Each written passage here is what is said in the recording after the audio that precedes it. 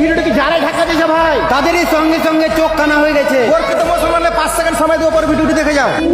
কিছু টিকটকার নামাজ পড়ে না, আবার গলায় মালা পরে থাকে, আর কিছু ইসলামী ভিডিও পোস্ট করে, বলে শেয়ার না করলে হাত পচে যাবে। এই যে ফেসবুকেও জাল হাদিস, যদি শেয়ার না করলে যদি হাত পচে যায়, তো যে লিখছে সে জানলো কিভাবে হাত পচবে? কোন বৈজ্ঞানিক প্রমাণ আছে? কোন সায়েন্টিফিক প্রমাণ আছে? জ্ঞান দুই দিক থেকে আসতে পারে, হয় সায়েন্টিফিক কোনো প্রমাণ অথবা ওই, তাই তো নাকি? তো বিজ্ঞান তোমাদের বলছে না না এরকম শেয়ার টেয়ার না করলে পচে, এর কোনো ভিত্তি নাই। এটা তো আমরা মেডিকেল সায়েন্স থেকে জেনে নিয়েছি। আর জ্ঞানের দ্বিতীয় উৎস কি? ওই হয় কোরআন বা হাদিস। তো কোরআনে কোন আয়াতে আছে? হাদিসে কোন জায়গাতে আছে? নাই। তো মানুষ পরোক্ষ বলতে চাই, যেহেতু একটা ইসলামিক বক্তব্য আমি চালিয়েছি, শেয়ার করবি না, হাত পচে যাবে। তো রিলেটেড একটা হাদিস, মানে এটা ফেসবুকে জাল হাদিস।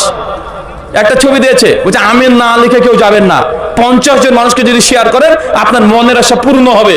এটা হচ্ছে ফেসবুকে জাল হাদিস। মানে জাল হাদিস শুধু সেই সময় তৈরি হয়েছে এমনটা নয়, এখন ফেসবুকে জাল হাদিস তৈরি হয়।